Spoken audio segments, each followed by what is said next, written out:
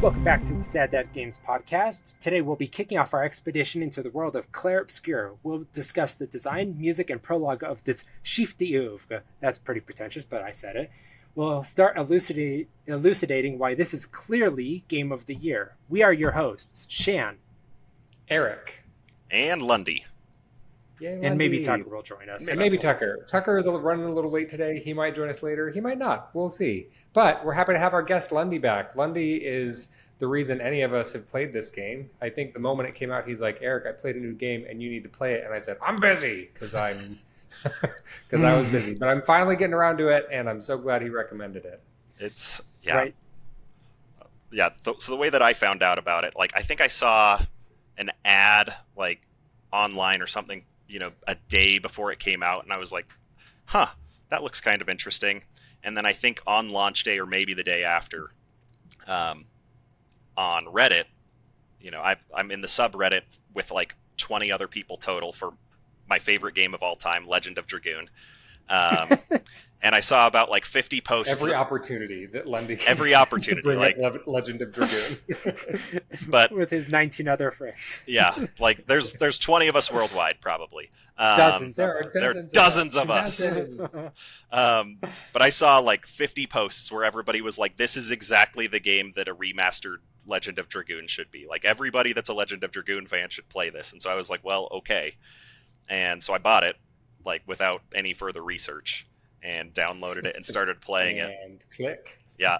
Like, it was the easiest buy when I was like, if the whole Legend of Dragoon community loves it, then I know I'm going to love it, most likely. And so I bought it and, texted Eric not super long after. And then a couple days later, once I finished the first act and was like completely hooked in, I texted basically everybody that I knew and was like, you have to play this game immediately. So yeah. I will say that Lundy did, actually I don't know if it was Lundy, but it was maybe I read a thing. Anyway, I don't remember, but the main reason that I didn't pick it up right away is it got pitched to me as like turn-based combat but Dark Souls. And I was kind of feeling like a little bit of Souls fatigue. It's like, I'm just tired of like games kicking my teeth in and being really, really hard.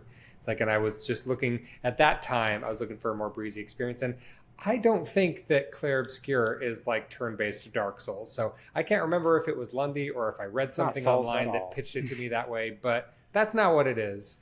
It can be difficult. And I think that there are some dodging and parrying mechanics in the combat, which is probably where that comes from. But like, whoever did that did me a disservice. I could have played this game a lot sooner. It's I think also like the flags and like the rest points and things like that are pretty Souls-esque as well, where it's if you rest, there are it some respawns all of but the. It's like, but yeah, it's not a Souls game, but it borrows Souls elements.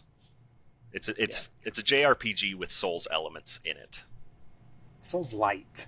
Yeah. Maybe. If you're being especially because Dark Souls borrowed those elements from other games too. They didn't invent the respawning enemies at save points, and it's But it's what it is wonderful. It is wonderful. It's a wonderful game, and yeah. It another way that it's not very Souls-like is that it does have a difficulty setting you can change. And some of those Souls games, they're just like, oh, you suck at video games? Well, guess you don't get to play this one. Yeah. Get good or go to hell. Yeah. Right.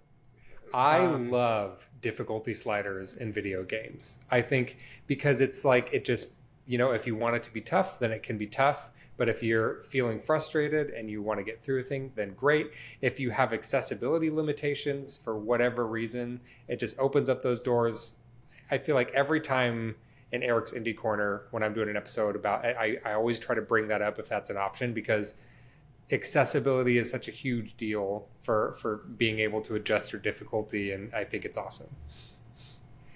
Right. This was a game that was a no-brainer to me. As soon as I saw it was an innovative narrative game that was getting a whole lot of buzz on the internet, that was a whole new IP. For me, I knew I was going to play it, but then as soon as I saw that Lundy was about to get on his second time playing it, and that I had an opportunity to play this and maybe get a whole new discussion going on this podcast and bring him back on, I got excited about that. And so this hype train started building where I started playing, then Tucker started playing, and then Eric played. So here we are. We're all doing this. We're excited to have Lundy back. Any excuse to have him back. For a lot of you, this will probably be your first time meeting him because nobody watched our Spider-Man series. So, My bad. Hopefully one episode has like 10 this views. That's right. But you were here for 2 episodes of The Last of Us Part 2. I think so. I was, and I've been on Eric's Indie Corner for Did we do both The Messenger and Sea of Stars? Yeah, I think I had you. I can't remember if I had you on for both of those, but those are 2 indie games that I recommended to Lundy. See, this is why Clair Obscur is interesting, because I often do the recommending, and so to have a game recommended to me and then me picking up and be like, oh, this is amazing. I love being on that side of it because it doesn't happen to me a lot. All right. So let's get into Clair Obscur. So Clair Obscur is a French term for chiaroscuro, a technique in painting and other visual arts that uses strong contrasts between light and dark, so Clair Obscur. It uses those to create an illusion of volume, depth, and emotional impact. The term literally means light-dark. And it involves the arrangement of lights and shadows to achieve a dramatic and desirable effect on the viewer's senses and spirits. In film, I recall, let's see, what's it called? There was a film that started using chiaroscuro. Do you remember what movie that's called? What's it about? You've given me almost no information. No, I don't know. What are you talking about? No, that movie with the guy. The one with the sled. The one with, what? The Grinch. The one with the sled. Yeah, the Grinch. Are you talking about the Grinch? The one with the Jamaican bobsled team? What are you talking about? This is not enough information. Citizen Kane was the one that started. Does that movie this. have a sled? It does. It's like the whole thing, Oh my and gosh. the rosebud and Rosebud, the thing. yeah. I need to take a slight detour. Liz, my wife, will do this to me all the time, where she'll have the first half of a conversation in her head, and then she'll be like, "What was that? You know what? Where was the thing?" And I was like, what? Like, I don't know what you're talking about yet. I need you to give me more information before I can be a part of this discussion. In my head, all of this made sense, and you were all on the same train with me, but you weren't. Anyway, so it's just like high contrast, a lot of heavy shadows, and you see that because this game is very painterly, that's a heavy motif in this, obviously. They use this visually. Is a big deal. It is a very big deal. They use this visually to make these design choices that are very striking and compelling. And it's also brilliant, right? Because this is a dark fantasy. And so having these striking visuals of light versus dark, it's for the storytelling itself. So Clair Obscur, I like... light dark fantasy, like it's so embedded in the storytelling. It's brilliant. I don't know why it didn't occur to me at all to do any research about like what does Clair Obscur mean. I was just like, is Clair Obscur Expedition 33? The Expedition 33 part of the title makes sense, as we'll see later on, but like Clair Obscur, I just assumed that it would have some kind of story significance a little down the road, and I was never like, I should Google this. This is why Shan's here to give us those insights that just right over my head. Yeah, no, yeah. I Googled it as well, like halfway through my first playthrough. So Lundy's doing a good job too. It's just me. Lundy wants to know about this game and wants to know about the world. He's an inquisitive person. My first note was all of that stuff that you also just said, that like, yeah, this is the French translation of like this art style, and like I really like once I learned that, like especially on a second playthrough, I was like, oh, like I get why this is the title of the franchise, because they've confirmed that they are doing more games in this franchise. Yay! Yes. And it was like, okay, like I get it, because this really is kind of a dark story with moments of light that really help kind of like give that contrast, and like each of the characters as well, like they all have their light side and their dark, well, most of them have like a light side and a dark side, but like just make them more complex and more relatable. It's just this constant theme where, it's like, this is really heavy subject matter, like it's, there's a lot about death and grief throughout this entire game that are then buoyed up by, just kind of these comedic creatures and characters that you encounter, and just, fun gameplay and just these different things of of light that help offset the dark of the game.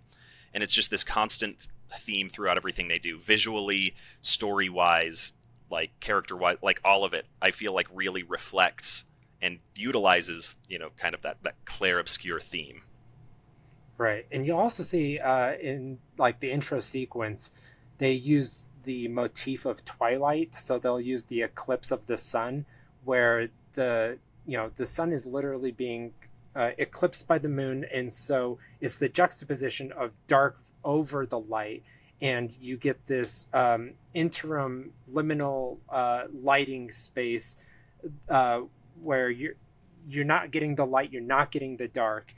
And that is a metaphor for this melancholia that they're feeling in this grieving period, where you're feeling the beauty of remembering the highlights, but also feeling the grief of the lowlights of what's going on. And like I love that twilight is like this visual motif that they keep pulling at, like this it's always this in between space that they are using, and they use it in so many different interesting ways.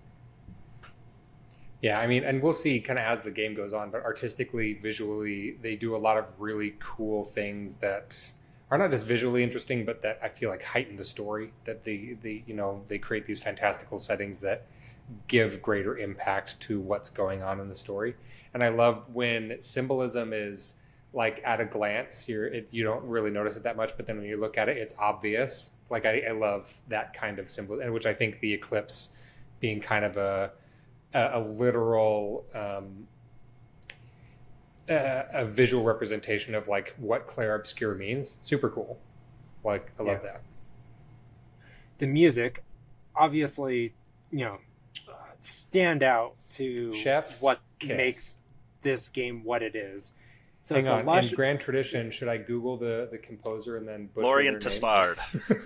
wait. You didn't give me a chance to say it wrong. I might have That's said my it wrong. thing. I don't know. That's my thing on Eric's Indie Corner. I always look up the composers for the music, and I always butcher their names. Yeah. Not on purpose. I'm just bad at things. I might have butchered his name. I don't speak French. I don't know how it's supposed Lorien to be. Gustard. If it's French, it's Testard. Lorien Testard, Elise Dupont-Percier, something like that. My name's Shan. The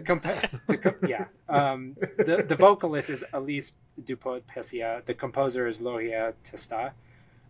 So this is a lush Belle Epoque tinged hybrid score. It's a melancholic piano and strings, operatic and choral vocals with bursts of anachronistic rock and electronic energy, with lyrical songs in French and English, big dynamic swings from intimate exploration to adrenaline battles. This is a gorgeous, I don't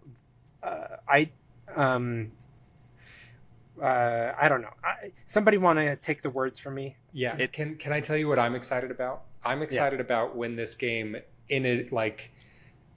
certainly gets nominated for Game of the Year, because at the Game Awards, one of the only cool parts of the Game Awards that isn't super completely boring, because let's be honest, 90% of the Game Awards is super boring.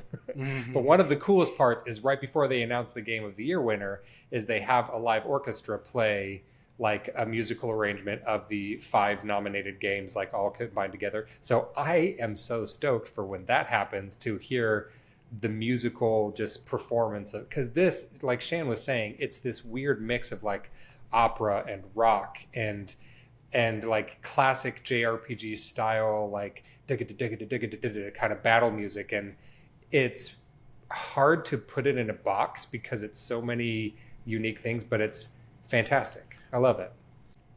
There's a lot about this game that like takes inspiration from older games, like, because these kinds of turn-based games, like what kind of really... games? Legend of Dragoon, maybe? Yeah. I'm sorry, I'm interrupting. Go ahead, Legend. No, but like Legend of Dragoon, Final Fantasy, like, there was a whole era, where turn-based, like, it was a big genre.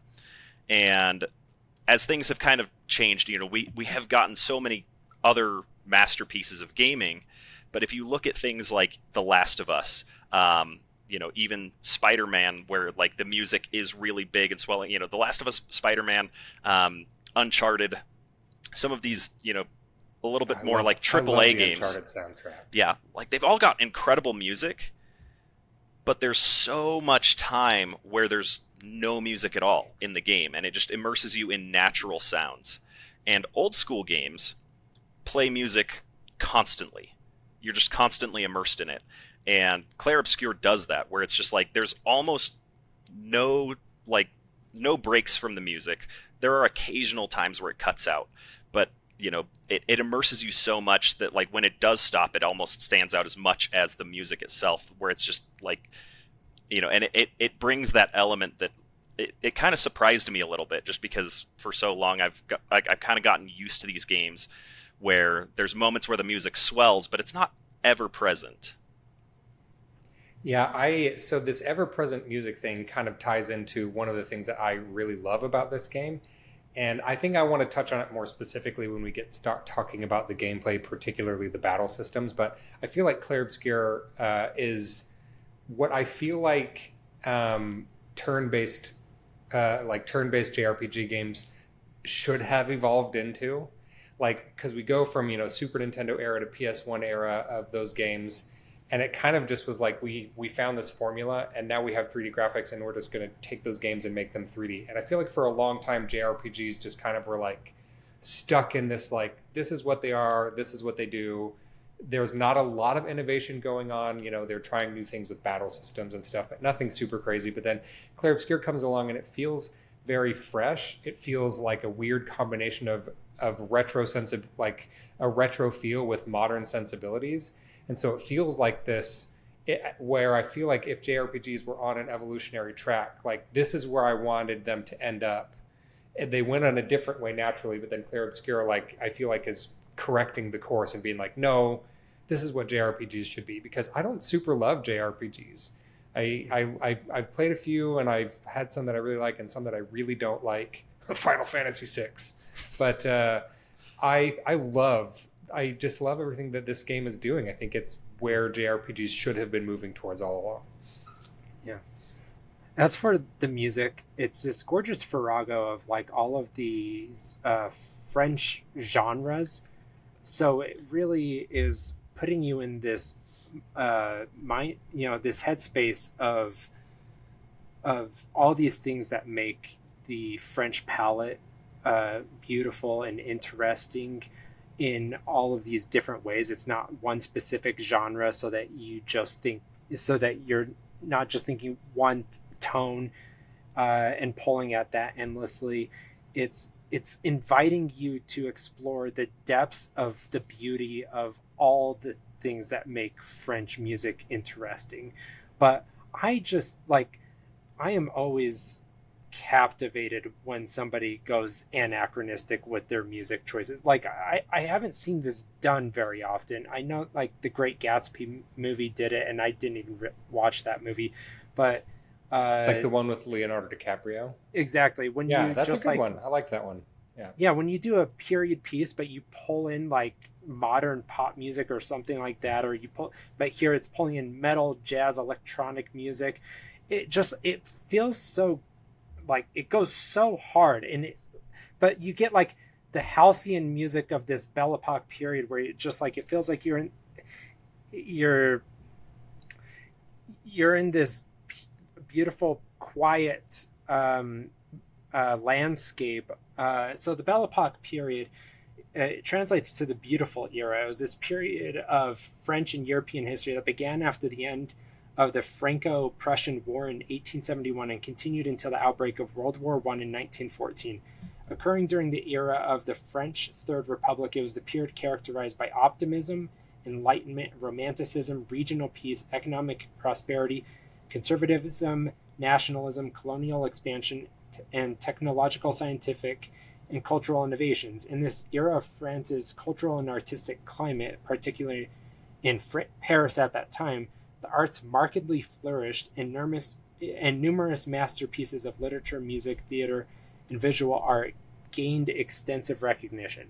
So this is like a moment of quiet, but also just excitement for growth and expansion in intellectualism, and like this feels like the kind of thing that America is yearning for now, but there's so much disquiet that's happening. There's so much tension, and like this feels like something that everybody on all sides are kind of yearning for, but they don't know what it looks like for us right now. And so when I am listening to this music of the Belle Epoque period during Expedition 33, it puts me in this quieted, comfortable space, but it's not from my culture, it's from France's culture, and it's immediately evocative of that, even though I'm not familiar with their culture. Yeah, that's what I was going to say. Is I really enjoy this setting and music in relation to a French setting, because I'm not super familiar with French culture, like artistically or visually or musically. Just outside of like the really stereotypical stuff, Eiffel Tower, baguettes, and that's what I know, and that's in there too. Which Ratatouille, that's a movie and Greatest the French movie, yeah. word, yeah. And so like I have a pretty limited experience, but I love playing through this game that feels decidedly rooted in French culture, which I think is really cool because I get to experience something that is new to me and I'm not super familiar with. But under the guise of something that I am very familiar with, which is video games. And so it's a fun way for me to kind of dip my toes and experience something new in a way that is exciting and accessible for me. Yeah.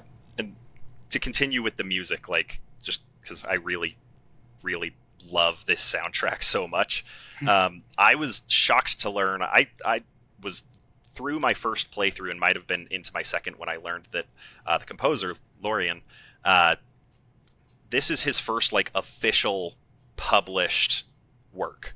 They found him on SoundCloud. That's link to my SoundCloud in the bio. Yeah, like that's kind of, that, like, like we found out that's how they find a lot of indie musicians, is through which SoundCloud. Is why I always mispronounce their names. Is a lot. That's of why a lot of overseas them stuff, are yeah. foreign. Yeah, but like something that like just goes this hard and this big, and just like some of the songs, I've looked up kind of the English translation of some of the lyrics. I don't recommend doing that if you haven't played it yet, because some of the songs get a little spoilery. If you look at if you look at the translation of them. But like, yeah, I specifically avoid listening to video game soundtracks until I've finished the game, because it's like, even if I'm loving the music and I'm like, oh, I want to jam out to it while I work or something, it's like, I don't want a song to come up and I see a title and I'm like, oh no, like, yeah. So and this one, just don't mess around with that. The most spoilery song that I can think of, the title is also in French, but like, it really, the song, and it's arguably one of the best songs in the entire game. Sing it for us. Give us a few bucks. It's one that like kind of transitions back and forth between like 4/4 and 6/8. It's the people that know. I think it's Un vie ta mère or something like that. A life loving you or something like that is the English translation of the title. But yeah, I think the first time you hear it is near the end of Act 2, and it's one that like I think everybody, at least the comments that I've seen online, I remember playing it and being like, oh damn, like this is going nuts, and basically everybody's like, oh, this song is amazing, like, and so, but even kind of the main theme of the song, or the main theme of the game, the track titled Lumiere, that one's not really spoilery. The intro song? Yeah, the intro song, like that one has a little some bit, but not really. A little bit, but not really. But like it, yeah, it's still the candlestick from Beauty and the Beast makes an appearance, and that's why that's spoilers. But no, like it just helps. Like that's something to me that adds even more depth to it. Is it's like, yeah, there's this music that has French words, and I don't speak French. I don't know what they're saying. But when you translate, like it's like it does go deeper, and like even the lyrics are written very specifically to match the tone and the theme of the game, and it's just, there's so much to it, so much effort that went into the soundtrack for this game, that like there's so much about it that feels like a AAA game, and it's not. It's a AA game first game by Sandfall Interactive, and just they absolutely knocked the doors off. Like, it's just, I can't say enough good about this. Like, the soundtrack, the team, like the developers, everybody involved with it, like, you know, tip of the cap. Yeah, the only way you'll notice that this is obviously a AAA game is in the quality of the assets and the animation. But in a way, it just feels like the right amount of restraint in order to hold back the budget, in order to make this something that can be produced with, while producing a new IP without risking blowing up a studio if something doesn't go well. And it allowed this Sandfall studio to, try something wholly explorative and innovative, and allowed them to be, to challenge conventions in a lot of ways. But like we're talking about with music, like there's so much design and intentionality in everything that they did there. The art itself is deep and rich. Everybody involved in every department is an artist, and it comes through in such a beautiful way, where like other games feels like those departments have to be anodyne in the assets they deliver. And here, just like everything is so rich that I don't see how not every department isn't rewarded with at least a nomination or a win for Game of the Year or something of the year, right? Yeah, I hope that this game goes to the Game Awards and just cleans house, because it's impressive is the right word. Like what they've managed to achieve here with, the things that were available to them. It's impressive. And what I say all the time, I feel like I'm talking about Eric's Indie Corner. Go watch Eric's Indie Corner. They're all great. What I say every time on Eric's Indie Corner is I love indie games is because it's a place where passionate people get to make things that they're passionate about. And that's what this is. It's basically like a AA studio, like a large indie studio, basically, that they're just making things that they're passionate people making things that they're passionate about. I love it. Here for it. Yeah, and I'm sure that the story has been told, time and time again. Anybody watching this has probably, heard this story, if they're familiar with the game at all.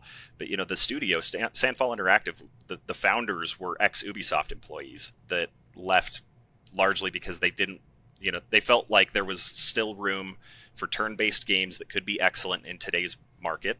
And they didn't love kind of just the corporatized, AAA studio of like, well, these are the games that, we want you to make because we need more live service games so that we can microtransaction. Ubisoft said, no, stop being creative. How many skins can we get people to pay for in Assassin's Creed?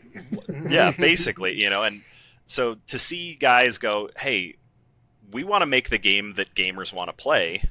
Like, we're gamers. We want to make games because we're gamers. And so we're going to make a game for gamers. Like, what a weird idea. Yeah. And for them to come out and that gamble paid off because, in the first week, the first 7 days, it sold 2 million copies. Like, just a massive success.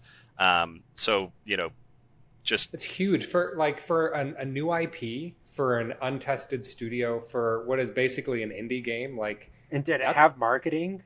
It did. I mean, so here's I am moderately good at keeping my finger on the pulse of a lot of video game news.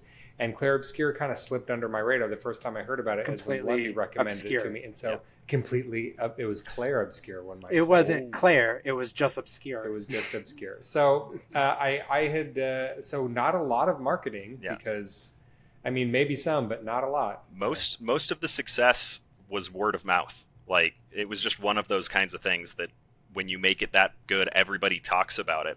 And they need to tell everybody else, like, this is one of those games that, like I said, at the end of Act 1, I immediately texted everybody and was like, you have to play this game. Like, even if turn-based is not usually your thing, you have to play this game.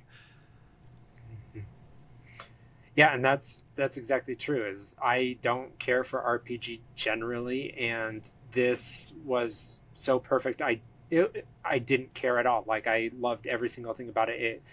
It perfected everything that I generally struggle with RPGs, or turn-based at least. And it's like Hollow Knight, where it's like I struggled with some elements of the formula of like a Souls-like and stuff, but the game was so compelling that I ended up loving it enough to not care about those things. This game is so compelling that if you struggle with some genres or mechanics, it doesn't matter. It's worth playing. All right, so the design. We've all got Hollow Knight on the brain. Soul's Song came out today, so you guys are lucky that any of us are here recording, because that's what we'd all rather be doing. It's like it was reminding me of is it Brooklyn Nine-Nine? I was like, seriously, nobody's going to be at this because everybody's going to be at Lady Gaga when he's talking about their Amy and Jake's wedding or something. Yeah, I've got one hand on my Switch over here, and I'm playing out of the corner of my eye while I'm recording. It's impressive. Yeah, I'm not even mad. That's amazing. And you ate a whole block of cheese.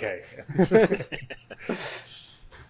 All right, so the design, it's Belle Epoque Dark Fantasy Paris, ornate Art Nouveau with some Art Deco in a city called Lumiere. It's a style of Art Nouveau, it's a style of decorative art, architecture, and design prominent in Western Europe and the US from about 1890 until World War I, and characterized by intricate linear designs and flowing curves based on natural forms. And this is a painterly world where paint, petals, and erasure are diegetic. Visuals often read like brushstrokes. The yearly gommage anchors the theme. Entropy, I wrote some word soup here. I apologize. But gommage means erase or exfoliate in French. So that came out of nowhere, but that's what I had written. But that's what it is. I mean, so the visual design and direction for this game is something that is immediately striking from the moment you boot it up. Yeah. The first time you get into battle, I remember just like, I am by profession a UX UI designer. That's my job. Yeah. That's what I do. And so I get into a battle, and the UI for like the battle menu pops up, and I wrote down on my notes, I was like, oh damn. This battle UI is stylish as hell, is what my note says, because it's just like, it's like there are brush strokes, and it's like there's curvature to the words, and the menus like move, and it zooms in and out, and really, it's just like a lot of, you look back at old JRPGs, and it's just like, here are your characters, here are their characters, and here's like a wall of text and some menus, and like it does so much to have the UI be engaging and like feel artistic. It feels grounded in the world. It feels like a part of the art direction and design. It's not just a bunch of words and boxes on a screen. And that's why I brought it up now, is because it's the UI, especially for battles, feels artistic, and it meshes really well with this French arty vibe. And it's really beautiful. Yeah, so Art Deco, I told everybody it's ridiculous how many times I've repeated this, but like I was playing this game, I was like a couple hours in, I was like flummoxed by like, why are they using Art Deco in this game? I didn't understand, and then I realized, oh wait, the whole word is Art Decoratif. That's a French sounding word. And then I looked it up. Art Decoratif, it didn't start in New York. It started in France. France exported that design language to other places. It was such an obvious thing once I looked into it. But, so the Empire State Building didn't come up with this. This is came from France. And so then it became obvious. It's like to be immersed in this design language that was owned by France. It was a beautiful thing. And so this Art Decoratif, you'll be more familiar with, like, this is at the Empire State Building. This is a trope that's used in theaters. It's the beautiful like those beautiful linear lines with gold and the lettering and stuff that you'll see. There's a Miami deco that you're probably familiar with. I love this design style. It's overused all the time. It's one of the most cliche design styles out there, but for a reason. It's very, very classy, and it deservedly is owned by France. Yeah. It's not Baroque. If it ain't broke, don't fix it. Yeah, it's overused for a reason, because it's beautiful. One of the things about like the art direction and just the world setting in general that I really like about this game is that I like that a lot of fantasy worlds, it takes place in like generic Fantasyland A or whatever, and it's like this is a very unique fantasy setting where it's still grounded in like our real world. You see bits and pieces of like our world, like the world as we recognize it. You know, there's the Eiffel Tower in the background of some of the shots, and like so it's got this. And I'm not far enough into the game yet to understand exactly what that all means. But Lundy just gave me one of these. It's coming. But I love that it's like it feels almost like a post-apocalypse, but like a magical kind of a thing. Like it feels magical. A dystopia. So it has kind of a dystopian vibe, very slightly, but in like a fantasy kind of a way, which is not super typical of dystopian settings. And so I think it gives it this kind of like light, airy, kind of like slightly surreal vibe that I really dig. Well, it's also a cosmic dark fantasy, which is cosmic like, was the word I was looking for. There it yes. is. Yeah. So like it's a surreal cosmic dark fantasy. It's this beautiful mixture of genres that I had not personally seen before. Because I had realized as I was playing this that like fantasy is already this suspension of conventions where you're already allowed to do so many random things. So how do you then decide what is cosmic? And so looking into what makes the cosmic genre it's this idea that there is an otherworldly entity whose logic you don't generally understand is operating and gives you this like there's a leap in logic to what it's doing. You don't understand what it's doing, but it is kind of it's otherworldly, and it fills the universe with this existential dread and ever-present threat to the world.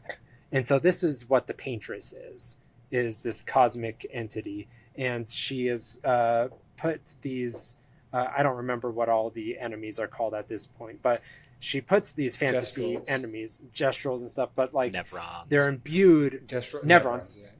So they are no gestrals are the gestrals are the. It's not it. Well, I that was wrong. It's not gestrals. They're Nevrons. Yeah. So Nevrons, like they're just generally fantasy or dark fantasy entities, but they're imbued with cosmic powers and cosmic motivations. It's so like to understand genres so well, to be able to tug at both of those genres in such like a harmonious way tells me that the writers here are just like very talented and know exactly what they're doing. Anyway, I guess nobody has anything to say to that. Nope. You're good. So another design thing that I love about this game has theatrical fashion and set design influence that influences the look. There's couture silhouettes, wrought iron, stained glass, circus stage sensibilities. So there is like a high art design sensibility to like the turn-based RPG battles. So it kind of plays into like the high class French aesthetic of like a theater or whatever. I'm kind of losing my train of thought here, but it feels like you're in like these people belong to high class French. I'm gonna have to clip. They're here. French bougie. It's got a French bougie vibe. They're bougie French people who feels like they're playing like in theatrical production as they're battling each other. Like it feels very produced in a very fun, interesting way. It's very the battle animations are suitably flamboyant. It's a lot of like flurries and parries and dodges, and everyone's like doing flips and. You know, and this is perfectly embodied in like how you ascend and descend on what would normally be like ropes or ladders in a video game. Like in any other video game, you go up to a rope or ladder and one hand over the other and you climb up it. Or on a ladder, you know, you climb down or you slide down. If you're really exciting, you slide down the ladder. But in this game, there are these like areas that would look kind of like golden, sparkly, like ethereal ropes, sort of. And when you get up to one and need to slide down it, your character gets next to it and you push square if you're on PlayStation.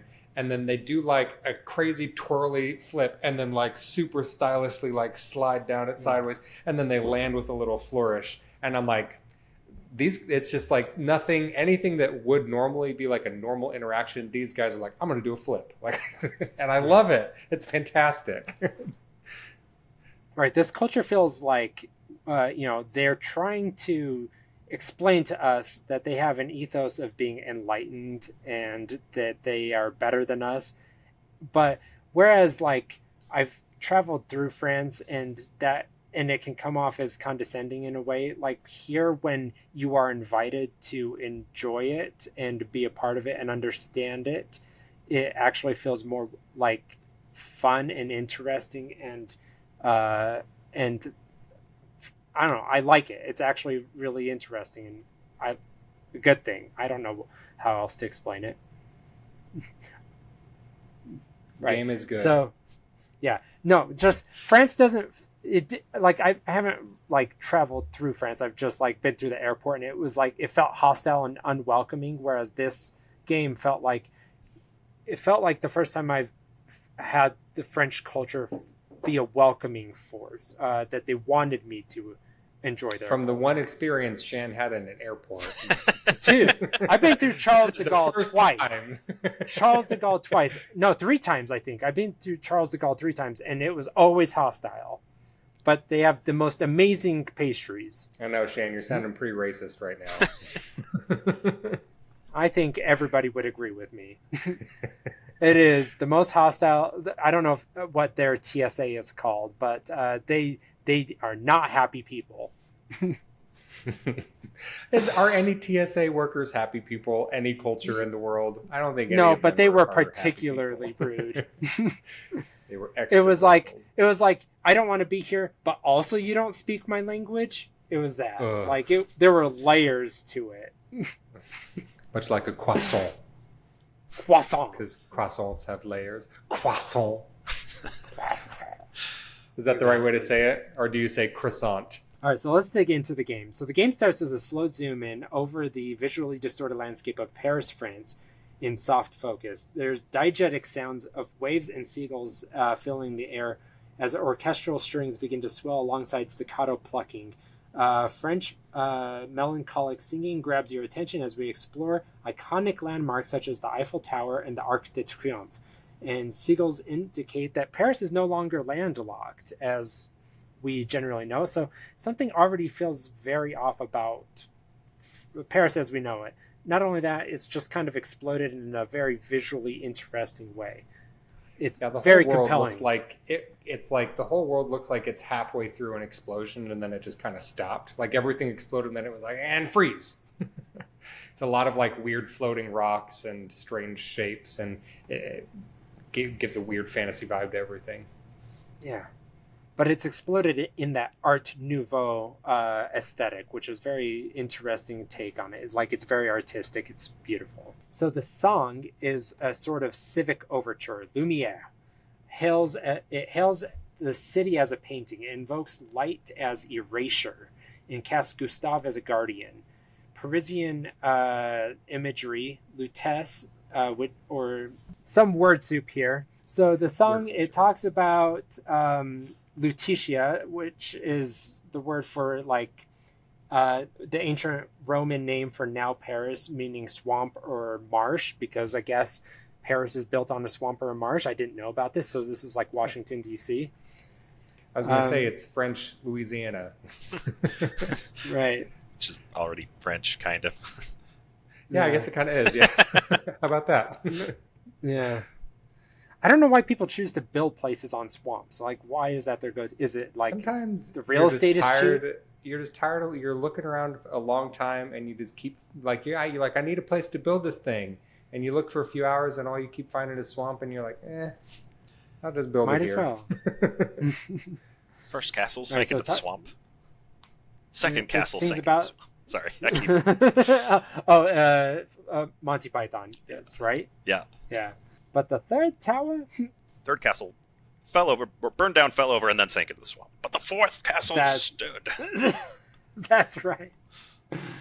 All right. I haven't So it watched seems Monty about the Python Eiffel in Tower. forever. It sings about a person named Renoir, which we're not going to talk about now, and it frames a vow to keep the work alive. We don't know what the work is. The chorus repeats Clair Obscur a bunch of times. It's mixing French with an invented Latin and percussive syllables to sound like marching drums. It sounds very French. Love all of this. So on the horizon, you see a tower decorated with an illuminated 34, and just beyond an eclipsed sun to denote a fantasy trope of light versus darkness, that eclipse there, and putting the world into that twilight lighting, which I love. There's flower petals, particles drifting around the shot. Kind of looks like a volcanic ash that's spilling over the scenery. So how does this intro work to establish tone, and what are you feeling by this point?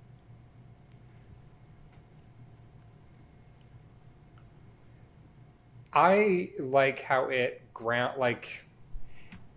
it made me immediately feel connected to Gustav, like the primary character, because I feel like it, for whatever reason, like the music and the setting was really mirroring what he was feeling in that moment, which we find out later is, he's about to have a real rough day.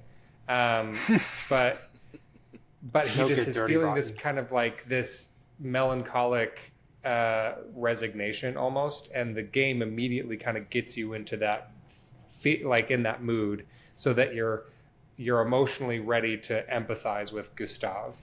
And so I'm on the same page as him.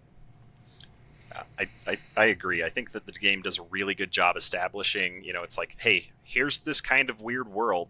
Like it looks a little bit funky, but we're dropping you right in. Here's this character that you're going to just kind of immediately like bond with, because like, as you'll find out, it's a very well written character. Also portrayed by Charlie Cox, who I can't say enough good about that guy. But he's just a really good, wholesome character.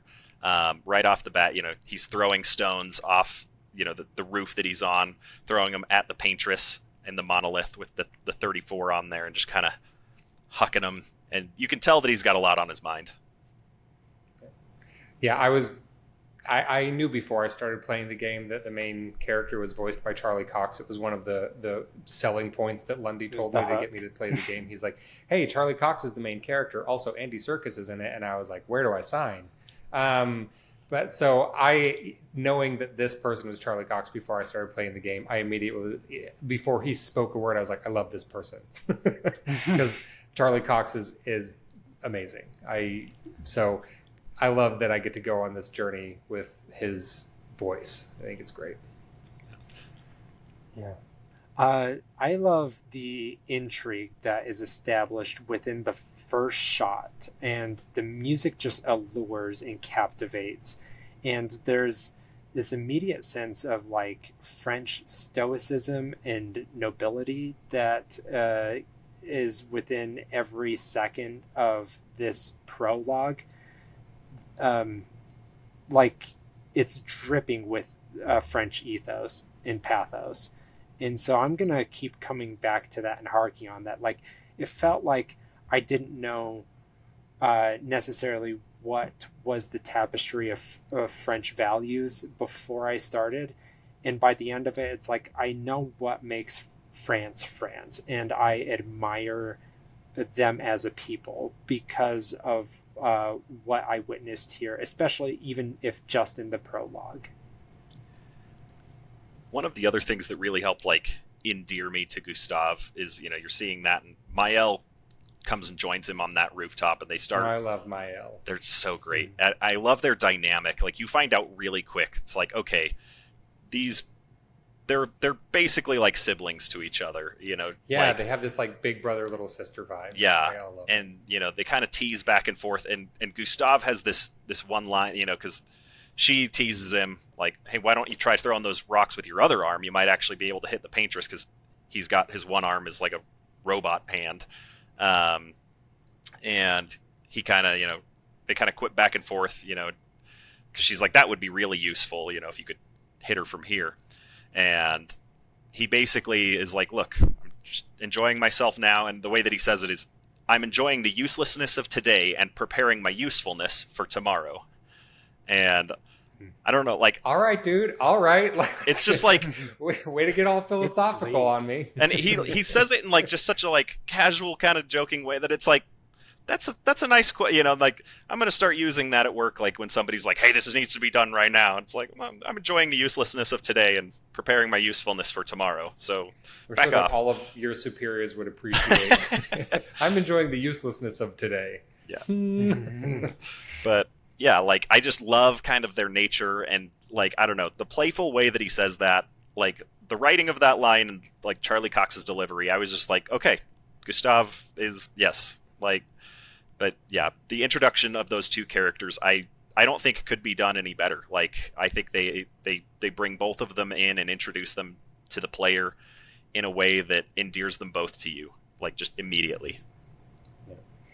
Well, and as kind of like identifying with Charlie Cox's character Gustav, I'm identifying with him a lot as kind of like not the main character, because it's sort of a party game, but he's, kind of the main character, I guess. But I want to constantly be giving Mael just a hug. Like, I feel this like protectiveness of her, and I like that the game makes me kind of feel that way about the characters, even though I'm just sitting on the couch. Yeah.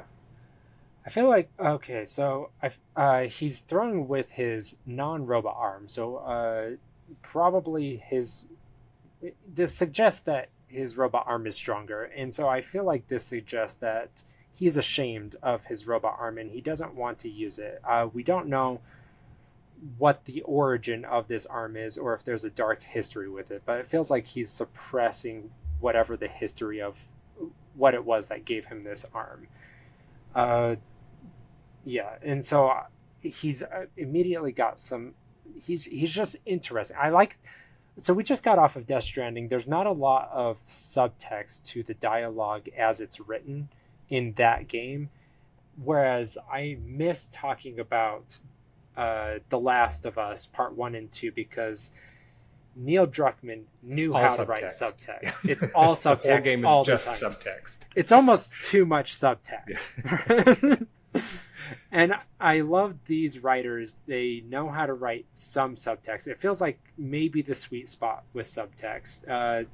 And so Gustav here, he's trying to, like, I love that the subtext that he's using reveals character. And so his dark jokes, he's using it to deflect his pain, and we don't know what his pain is. And he uses it as a defense mechanism, but he immediately regrets it. So, he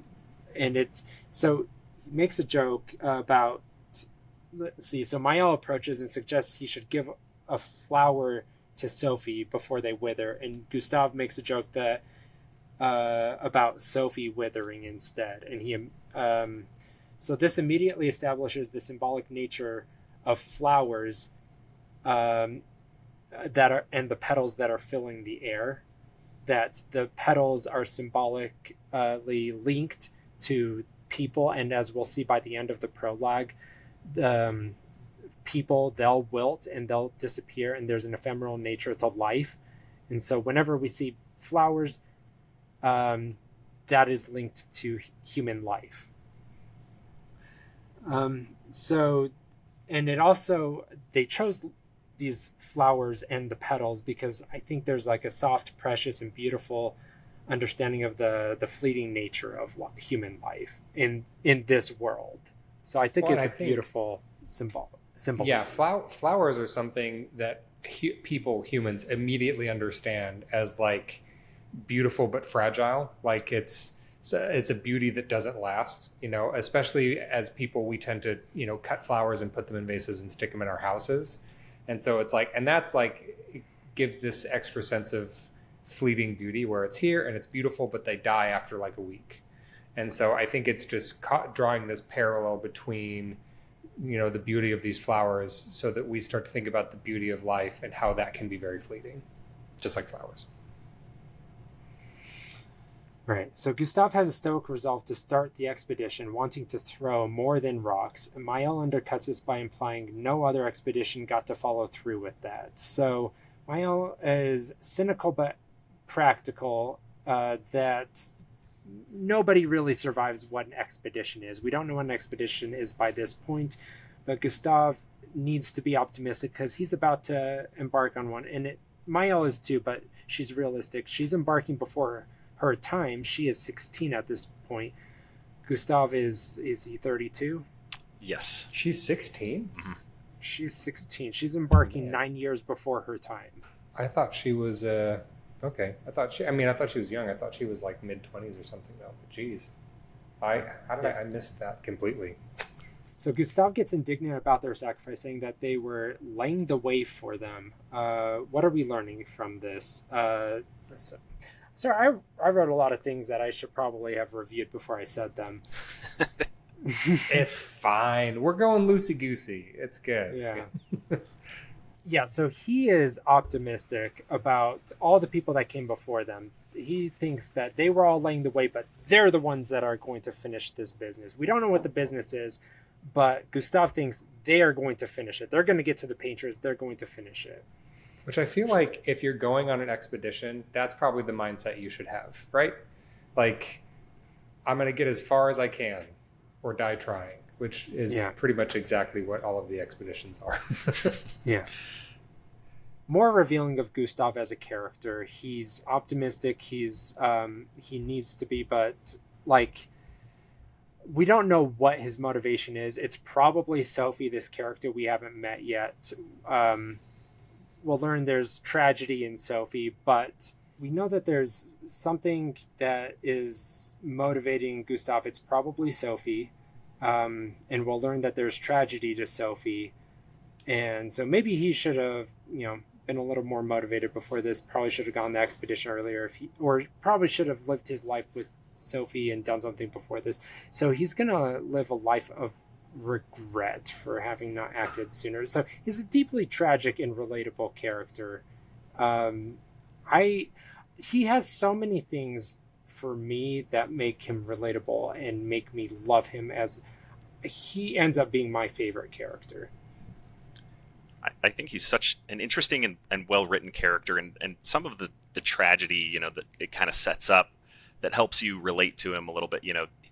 When he and Mael kind of start running off to join everybody, she mentions that he and Sophie had broken up 4 years prior to where we're picking up. So they've been, Sophie, former love interest of Gustav, but whatever happened, something happened, but there's obviously still feelings there. And they haven't even talked for 4 years, I don't think. Yeah, there's something, but like you can tell that Gustav is still just like, he's still hung up on the one that got away. Have we all had one that got away? Yeah. Yeah. I mean, I've had a lot that got away. I'm still single. I don't know. Eric and I are married, so it's fine. I would say, I don't know if I describe them as like the ones that got away, but the ones that at the time might have felt that way, but just didn't work out, but yeah, I'm pretty happy with the one that didn't get away. Well, obviously, like, it's fine that we ended up with the best one. That's not the point. It's just, did you have at a time this feeling of one got away and this pain that you can relate to with Gustav? I'm just saying, is this pain relatable? For me, probably not specifically. I mean, I had relationships that didn't work out. But I don't know if it was for kind of different things besides them just getting away, or it was like just incompatibility stuff, or not specifically really. Okay, Eric's word. It's fine. Eric's doing perfectly fine. No, I mean, I had plenty of failed relationships for different reasons, but I don't know. None that you regret failing. This particular part of Gustav. Yeah. But I do think that, though, like, another thing that's a little bit relatable between Gustav and Sophie, he goes up and talks to her and, gives her that flower as part of the kind of I don't know what they would call it in France. Like, I want to call it a lei because that's what it is in Hawaii. The flower necklace. It's a French he gives her a flower for her garland. That's okay. The garland. Okay. Yeah. But yeah, like, I like French lei better. They kind of they kind of insinuate, like, you get the sense that there's, she's dying, right? Like, they very heavily imply, like, this is kind of, there's something terminal going on, like, whatever it is, like, she's not going to last for very much longer. And him kind of repairing that bridge and, like, kind of reestablishing that relationship, because she does kind of reciprocate, like, it is a very, like, you can see the sparks there, but also the ghosts of what used to be.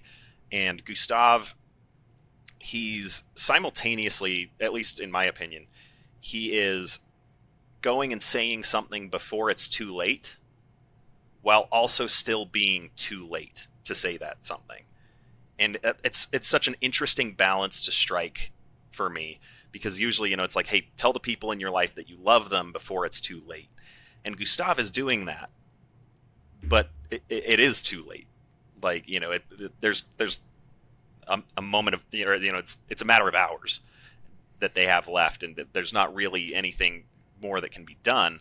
But, so he's still, it's something that he will probably carry as a regret, but also there is that, like, well, at least I did it kind of part to it.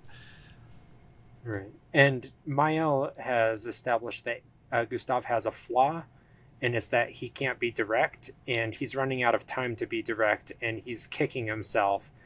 And so I love how they tease out the chemistry between Sophie and Gustav, where she's meeting him halfway, such that, you can see the pain of, like, he goes down to give the rose, and you can see his acting there, where he's like, oh, I wasn't able to be direct. She's about to walk away and go down into the city, and she turns and she's like, do you want to walk with me? And he lights up. He's like, well, I wasn't able to be direct, but she's meeting me halfway. And like, to me, this was like a revelation for me when I ended up with my wife, is that she was the one that meted me halfway with my character flaws, because my character flaw isn't that I can't be direct. I'm actually pretty good at being direct, but, like, I had other character flaws, and she met me halfway on those issues. And so I love that this is teased out with their relationship. I loved the writing here. I loved the dialogue here. It's just great writing, in my opinion. Yeah, well, and I think that in all of those, relationships like that, there's got to be a balance of those kind of characteristics, and they do a really good job. Everything that you said, Shan, they do a really good job of illustrating that through dialogue and through just the action of this scene.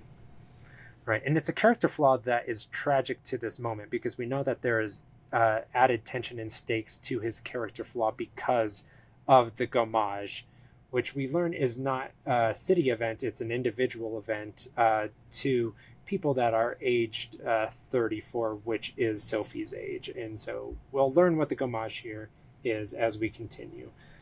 We'll also see there is a visual motif to the colors red and white. We'll see, these red and white triangle flags that are strewn about the cities. This is probably for, it's as if they're celebrating this as a holiday. Maybe it's to kick off the expedition. Maybe it's simultaneously for the expedition. I don't know if it's more specifically for the expedition.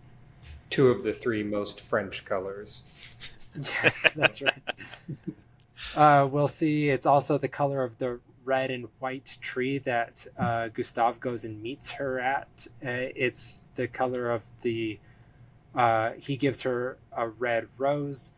So let's just keep an eye out for those colors and see if those specifically mean something, so that we can figure out what those colors symbolically mean.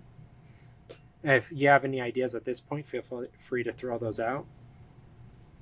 Hadn't been paying attention. You did Not a not clue. care. No, I mean, I noticed the color scheme, and I haven't started to internalize its potential theming. So sometimes with really visual things like that, my artist brain just goes, "Ooh, I like the way that looks," and it doesn't trigger any part of my logical brain to be like, "I wonder if there's a reason." The reason is because it's pretty. Like sometimes that's just where my brain stops. It's like, that looks really nice. That must be the reason why it's like that. Yeah. Sophie is also dressed in red and white. I forgot to point that out. So it seems to be like linked to like Gommage related things. There are heavily contrasting colors. It could symbolize purity and death, or life and death. I don't know. Just let's keep an eye out for that. I love that Sophie expresses her openness to Gustav immediately by saying she'll always have room for his rose. So what does this subtext say? One of my favorite things about this scene is when you're walking around with Sophie. I love how you get to interact with the different parts of the town and the different people there. And you have all of these little kind of micro interactions that give you slight glimpses into the world. Like you talk to a lady who gets after Sophie for never having children, how could you, kind of a thing, which gives you this idea of like, oh, having children is really important in this society, because later you're going to learn that there is this, everyone kind of has a ticking clock on their life. I mean, everybody does anyways, but the people in this village really specifically have a ticking clock with a timeline on it. And so having children is very important to maintaining their city and their lifestyle and just existing. And so the fact that Sophie chose not to do that. And so it's just these little like pieces of character moments and just kind of how the world works. It does a really good job of giving you context for the story without slapping a bunch of exposition at you. I really like when a story just kind of drops you in the middle of a situation and doesn't explain things to you, but then gives you time to let the situation explain itself rather than here's a bunch of exposition. Yeah. I took some notes on some of the conversations that you can have with people around the town, because there were a few that stood out to me for certain reasons. That one with Marie, like, stands out, because she is, she kind of accuses Sophie of being selfish for not having children, and Sophie. Yeah. Also, Marie only has like one kid next to her, so maybe get off your high horse, Marie. But Sophie pushes back, where she's like, "It would be selfish of me to bring a child into this doomed world." Like knowing that she's going to abandon it at a young age, not through her own choice. And she also mentions that choice is what cost her relationship with Gustav. That was the disagreement. That was the source of their breakup, is that she didn't want to have, she wanted to have children, but she didn't feel like it was right. And some of the other conversations, as I was going through it this time and talking and kind of taking some notes, I noticed that a lot of the people that you talk to, and even Sophie and Gustav, are all in various stages of grief. Marie kind of lashing out at Sophie for not having any kids. And there's also the guy, I didn't write his name down, kind of in the cafe area, and he's drunk and gets really angry and confrontational with Gustav, being like, your expeditions, they only take our resources that we need, and our time's limited. And Gustav's like, go home, you're drunk, you should be with your daughter. And like, where's your daughter? And he's like, she's at home mourning the anniversary of her mother's passing along with everybody else's passing. Like, that's where she is, because we're all doomed and this, that. And Gustav is like, well, maybe you should go be with her, like, go comfort your daughter who's mourning. Like, you're not the only person that's struggling here. We're all having a bad time, man. Why don't you go home? Yeah. And like, there's a man, Richard, who is also part of the Gommage, who was saying that he, the night before, had an argument with his son, and his son wants to be an expeditioner in the future. And Richard expresses that he thought that was a bad idea and everything. And he's like, now that it's the day of it, I think differently. Like, I think that's something admirable and brave. And, he's the one that was Sophie's sewing teacher. And he's like, when you see him, give him this expedition uniform that I sewed for him, to, say that how proud I am of him and his future decision, knowing that he's not going to see his son again. another one of the stages of grief. Like, I don't know if you guys noticed, but like when you first start running around, you can like interact with the trash cans, and a lot of them are just like, it's like the first thing I did. I was like, maybe there's treasure in here. Yeah. If JRPGs have taught me anything, there's priceless treasure in every garbage can. Yeah, and so there's a lot of them.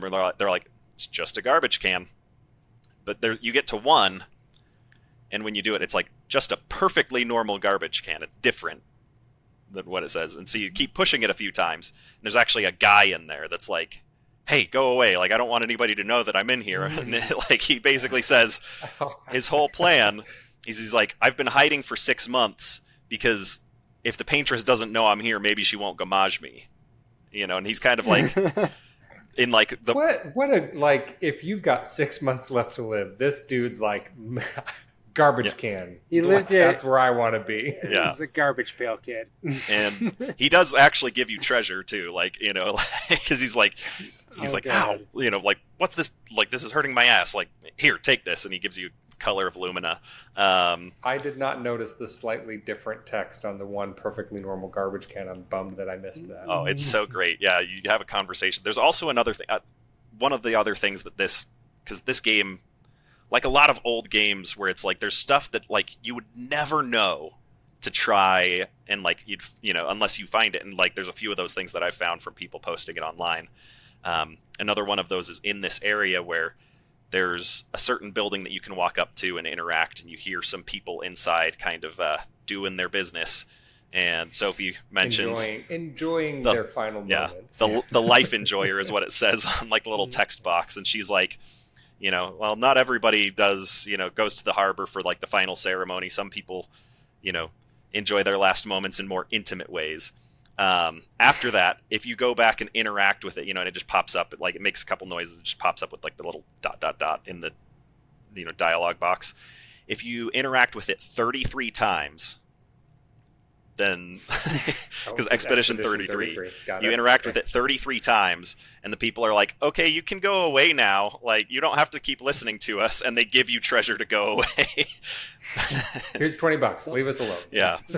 Something that there's a lot of treasure. Never would have, like that's one of those things that it's like, I'm not going to sit there and like hit this button 33 times to, unless somebody tells me like, hey, there's treasure there. Like, I will if they'll give me treasure. Yeah. Like never would have crossed my mind to just keep, like to any of like the NPCs. Like if there's any of those other ones, I don't know, but talk to somebody 33 times and then it's suddenly different.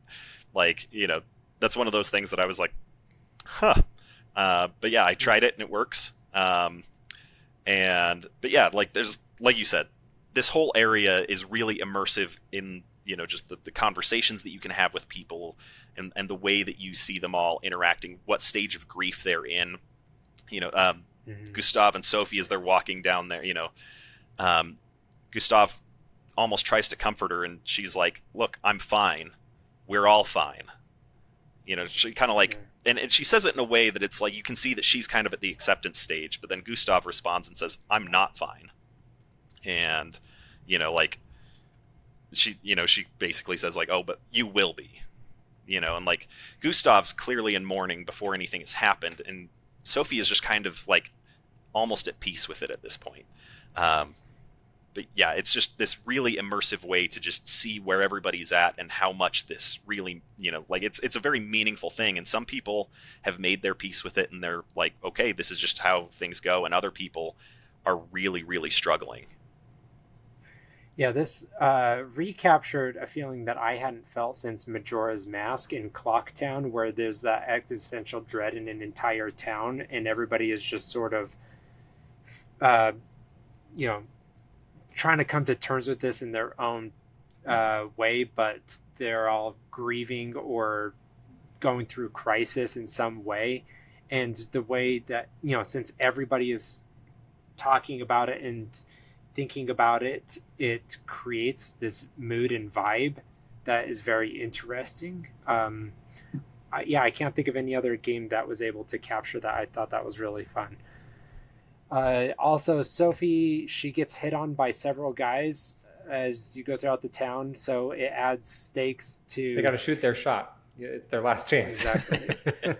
But it adds stakes to Gustav of like, you know what? You weren't around for 4 years. Do you have what it takes to recapture Sophie's attention her remaining minutes? For what, are you really still so interesting to her when you have these other dapper men out there? And so it also just makes their relationship more dynamic and interesting as they poke and tease at each other to see if the other one is interested in the other, because it's not so obvious that they're just going to get back together. They're teasing at it. So one of my favorite pieces of dialogue that's written is Sophie asks after Sophie sees this woman, she says, you two would make a cute couple. And Gustav says, if you say so. So he keeps it short. And Sophie says, unless something already happened between you two, huh? He just says, So what are they really saying? She doesn't really want him to be with... Maybe it's like, well, I'm about to disappear. So she's saying you should maybe move on and be with somebody because she actually cares if he's happy. That's one layer. But he's saying if you say so because he doesn't actually want to be with someone else. Then she asks if something already happened because she's actually curious, like, did you spend time with another woman in the last 4 years?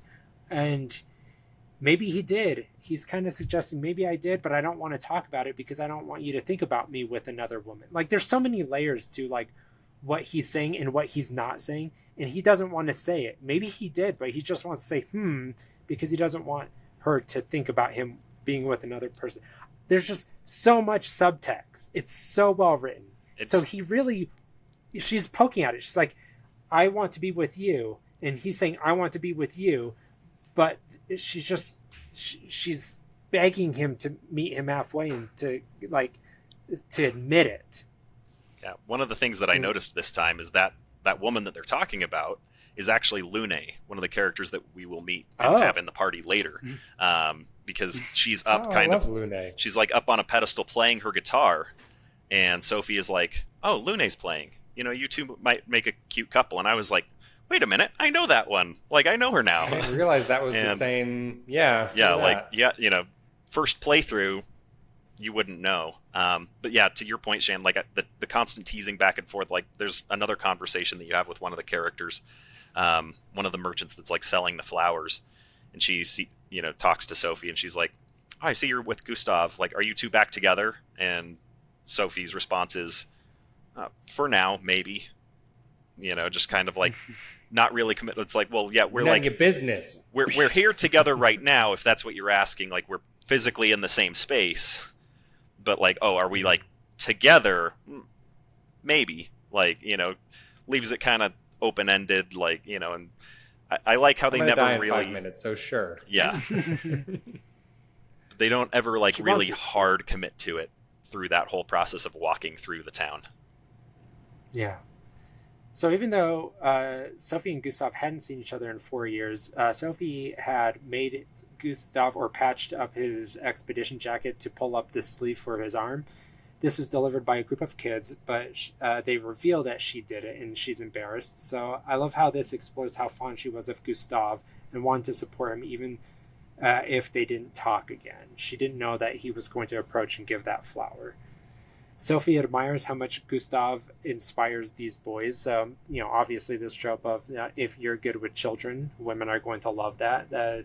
But you can't... I've always found that to be the case. Yeah. It is very much the case. But you can't do it like what's his face on The Office, where it's like, oh, I love this kid. Like, you can't...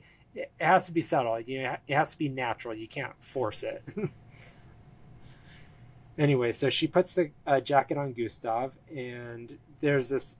I love the dialogue here where he's like, oh, you love uniforms now. You don't even know what that's referring to, but I love the dialogue because it just refers to, like, there's this time in the past where she didn't like it. And so it just adds history and richness and dynamicism to their relationship that makes it feel like you're just being dropped into a moment.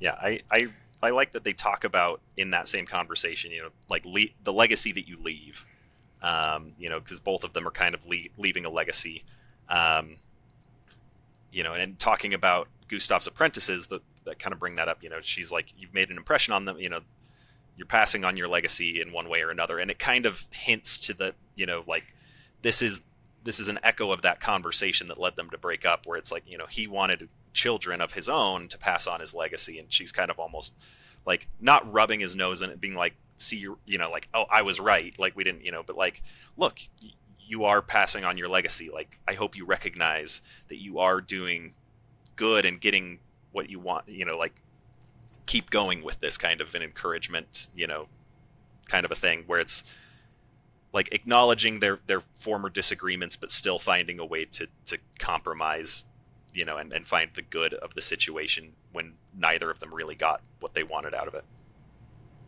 Yeah.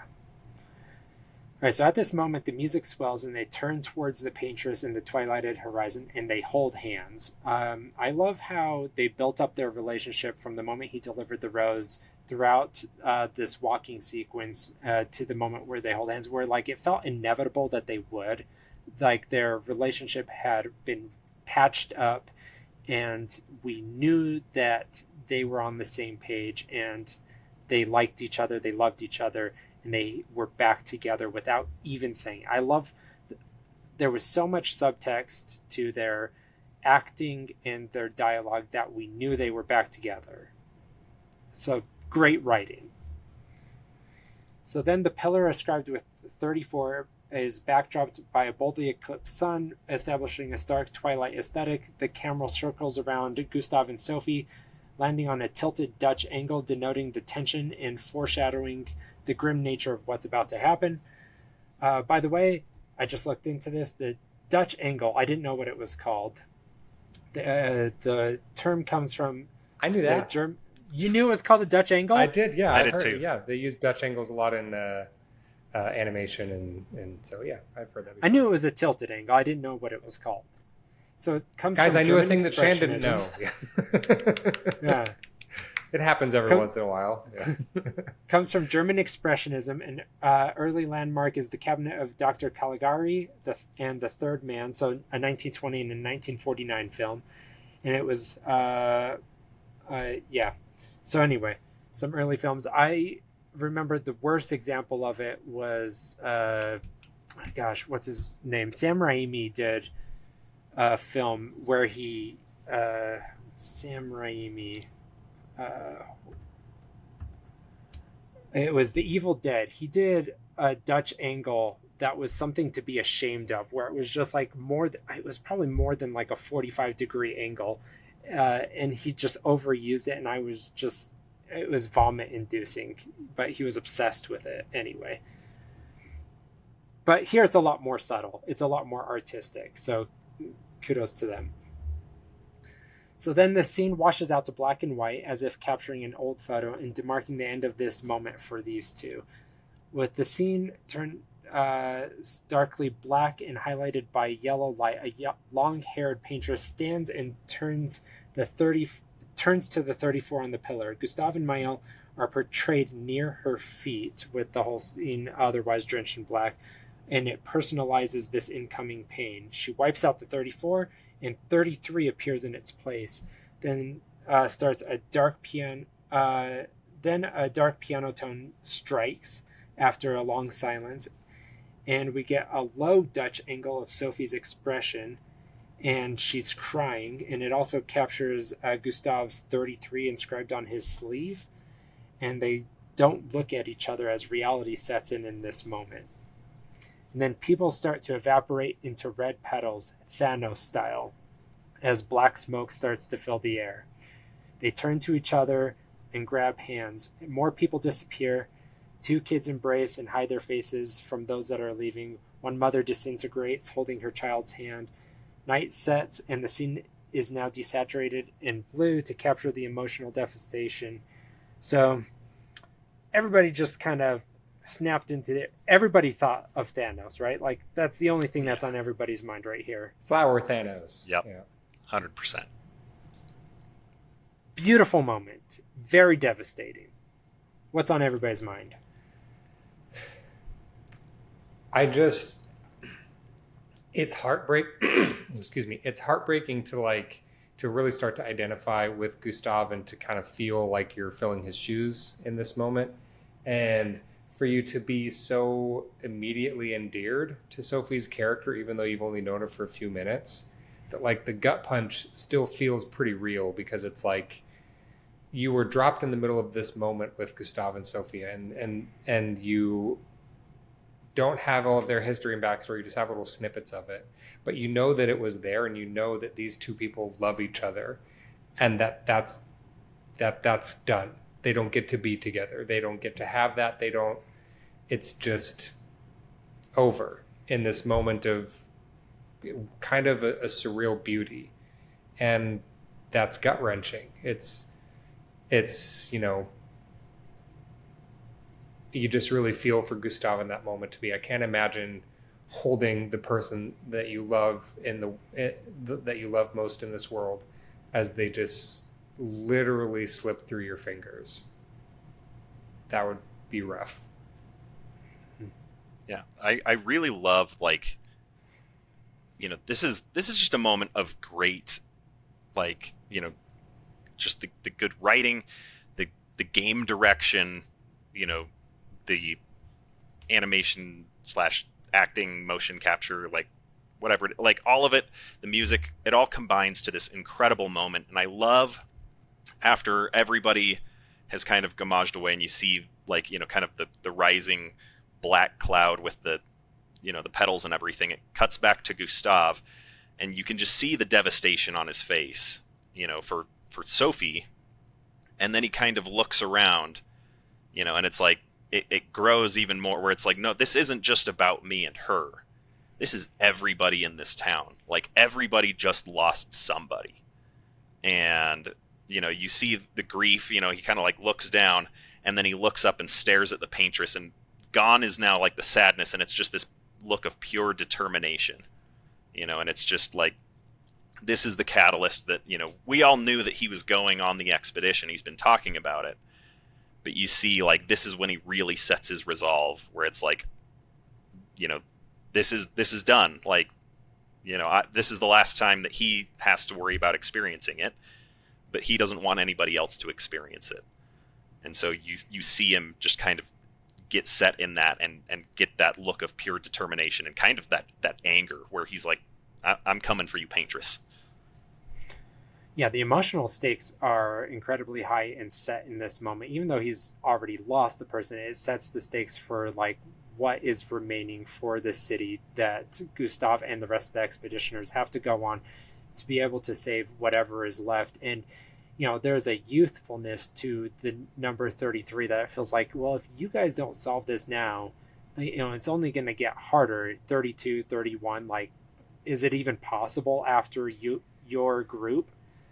Yeah, well, you find, like, some of the expeditions are like in their 60s and stuff, and so it's like they've been doing this for a minute. But yeah, it's like the clock is ticking. What happens on Expedition 5? Like, that's not going to go well.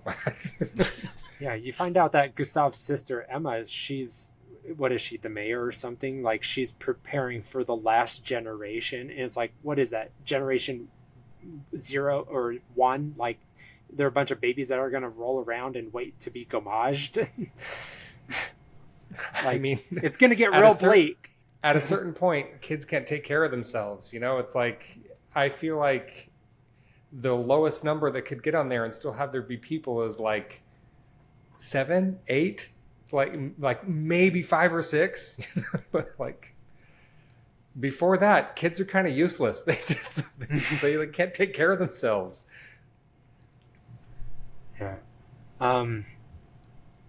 I admit, the first time I played this game, I had no idea what was happening when the gommage began. I mean, obviously it was talking about it being Sophie's gommage, and yet the moment that she began to disappear, it was like, I was confused by their expressions. I was like, did they not know that she was about to disappear? Was that news to them? Did they think that somebody else was going to disappear? Like, I was very confused by what this event was, and that they knew it was going to happen because they seemed shocked. But I think it was just denial turning to, reality. I mean, in a way that's a little bit relatable. All of us know that everybody's going to die at some point. Like everybody that we know and love will die. And like that's dark and it's kind of morbid to say so casually, but that's the truth. And yet when the people that we do know and love and care about do actually die, it's still remarkably painful. It's something that even when you know it's coming, you're not really prepared for. And so in that moment, like they knew that it was going to happen to her, and yet the reality of it still hits them so much harder, where it's like, they've been preparing for it and they're still unprepared. Yeah. So after this, it's nighttime. It's all blue, a lot more desaturated. So it's tonally setting, the mood for the grief that Gustav is now feeling. And he heads down to the Festival de l'Expedition, where they're about to set on the Expedition 33 to go fight the Paintress.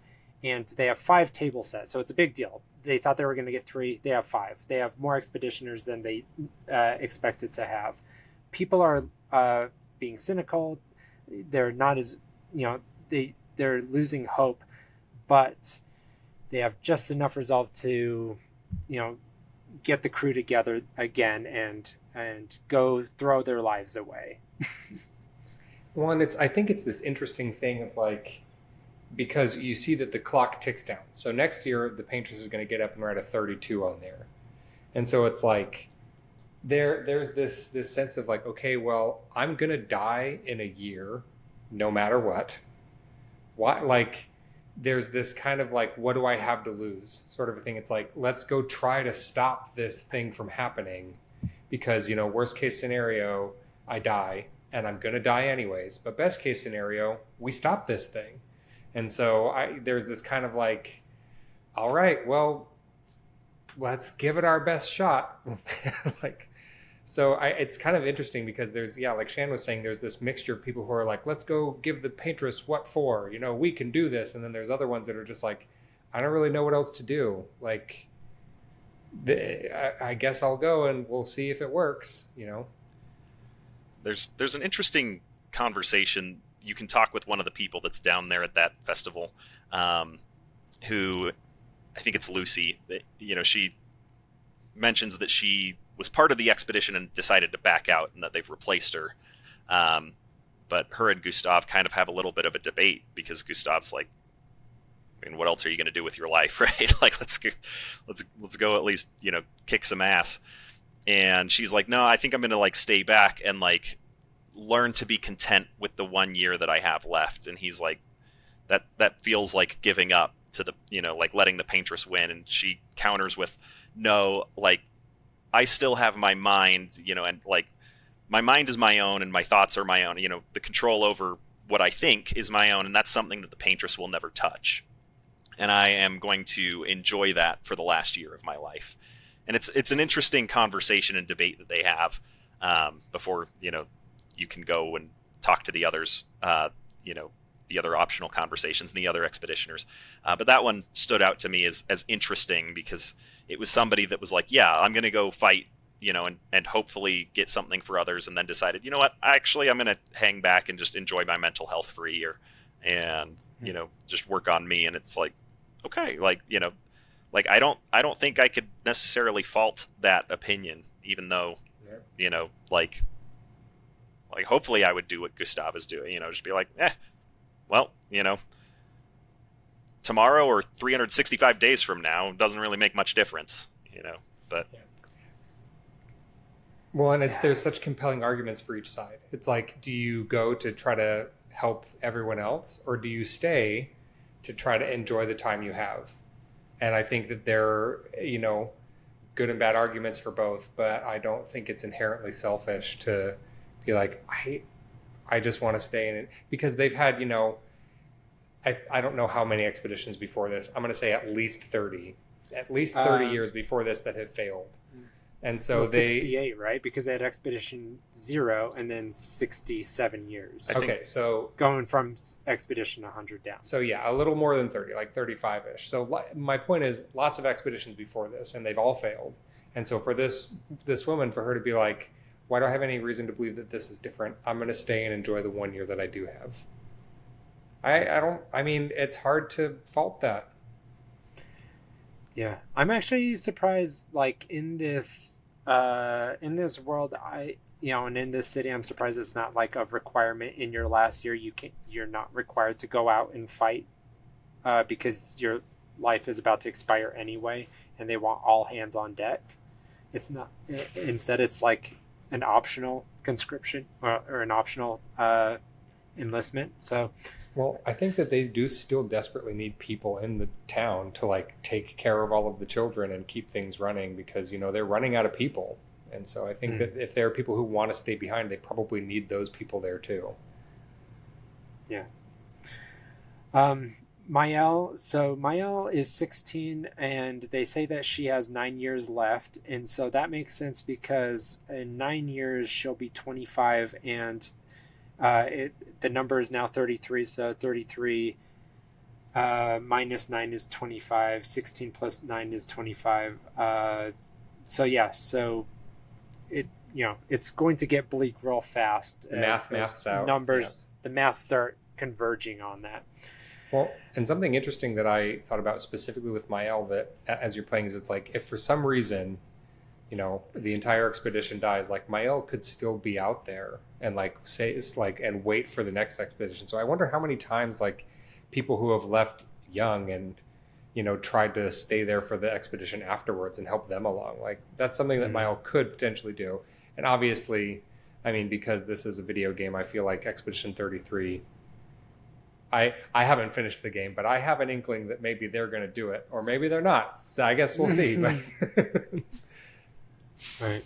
I also so Gustav is Maëlle's guardian. I didn't understand that they weren't literally brother and sister. I completely missed that like one line from this prologue, and we don't know how they are guardian and sister. So she probably lost her parents to an expedition early on, and he became guardian with Emma. Yeah, there is a conversation a little bit later in the game. It's an optional conversation, I believe, but there is a conversation that goes into it a little bit about her circumstance and being taken in by Gustav and Emma. But yeah, Emma is Gustav's sister, right? Mm-hmm. Yeah, the one that's presumably mayor, like mayor or whatever is running the area. Yeah. We learn that the fracture is the event by which Paris, the luminicity, or Lumiere, I guess it's not really Paris, but was dropped into the ocean while everything else just kind of fell apart. So just getting some lore out there. We hear a lot of bromides thrown out here. Tomorrow always comes, doesn't it always? When one falls, we continue for those who come after. Learn from those who came before and lay the trail for those who come after. So they have a lot of these bromides. It feels like they are like almost empty platitudes that they throw around between each other because, like, do they believe it? Do they not? It's just these things that they have to believe in order to continue the ethos of continuing the expeditions, because if they don't believe it, it all falls apart.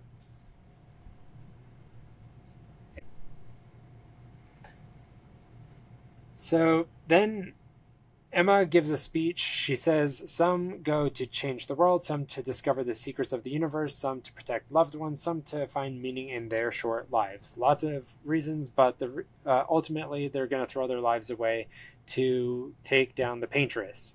And none have succeeded so far, but I'm rooting for these guys, especially Gustav. I got a feeling about this guy. I've played games before. Yeah. I've played JRPGs before. It's a bunch of teenagers using the power of friendship to kill God. I know what's going on. Yeah.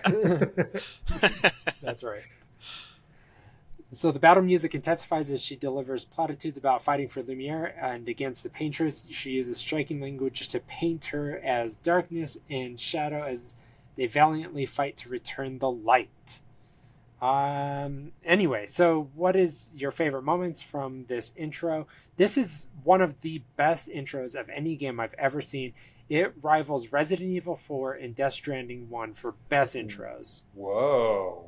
Resident Evil 4 intro is some top tier stuff. Is it not?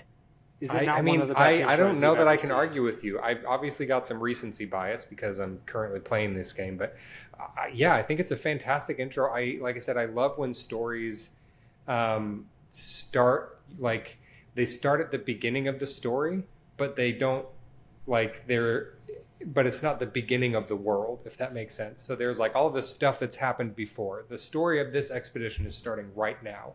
But it's clear that this is an established world with characters who already know each other. And you as the player are starting at a point where it just kind of tosses you into the middle of something. And I think that the intro does a great job of tossing you into the middle of this situation and then letting it be made known to you as you move through it. And so I think it's very well scripted. We've already I feel like I've beat that dead horse already, but I don't have a specific favorite moment, I think, from this, but I just love how it drops you in the middle and then lets you discover it as you go. I think the only thing that would have made this better is if Gustav, after the Gommage, looked around and said, "Where did everybody go? Bingo?" And then it would be the perfect intro because it took the best part from Resident Evil 4 and this, and then you push them together. Chef's kiss. What could be better? That's right. Shan, you had to say that while I was taking a sip of my water. I almost choked. I know. I couldn't stop saying it, and I saw you were taking your drink. I was like, I'm going to say it anyway. And I hope you spit on your computer. Should have done the comedy spit take, just just.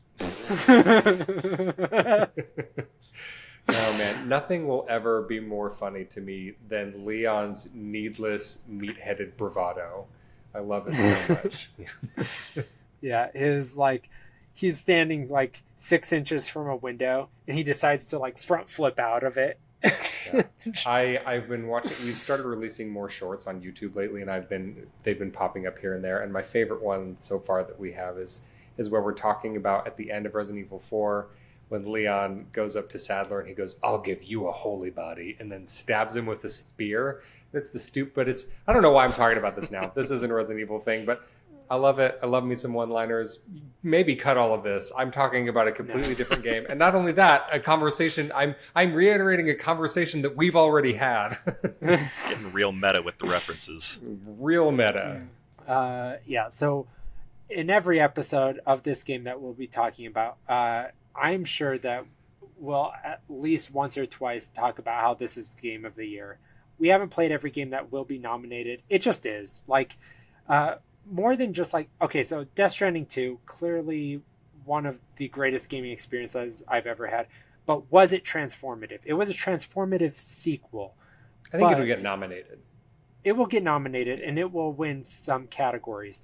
But what this game did is it wholly pushed in so many different directions and made something brilliant and innovative in every category it chose to pull at.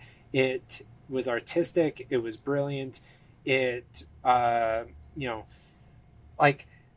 Stranding 2, it was just it just, at least mechanically, it just built on the gameplay mechanics of the first one. The story itself was brilliant, but you don't give Game of the Year based on a story. If I could, it would be pretty close. I'd still probably give it to this game because it's so brilliantly new. So yes. 5 games that we think will be nominated for Game of the Year. Obviously, we all think Clair Obscur, Expedition 33. Bonanza. What other games do we think will be nominated? Yeah, I think Donkey Kong Bonanza probably will. Death Stranding 2. And that one because the mechanics were just, the what's it called? The destruction physics. The destruction of, and how they implemented the destruction mechanics. What's it called? Minecraft, the voxels? the voxel destruction mechanics. Like, very brilliant how they did that, how they like, and how they optimized that. Just, I don't know. It is on par with like Tears of the Kingdom. How did they pull this off and push so far in a new direction?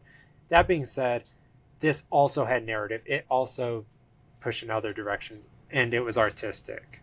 Yeah, I think I'd agree with those. I'd add, and I've only played it for a few hours today, but I think Silksong is probably going to get nominated. It'll get nominated. And I think that this, like, I think that Expedition 33 came at the right time, and like the gaming community just latched onto this game as like, yes, this is like, what are AAA studios doing? This is what games should be.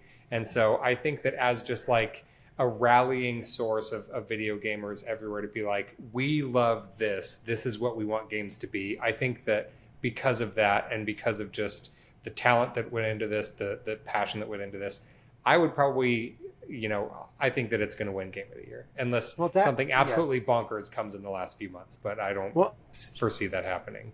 And like, to your point, like, yes, you can do this with a AA studio and the budget of a AA studio. I think it has to win because of that.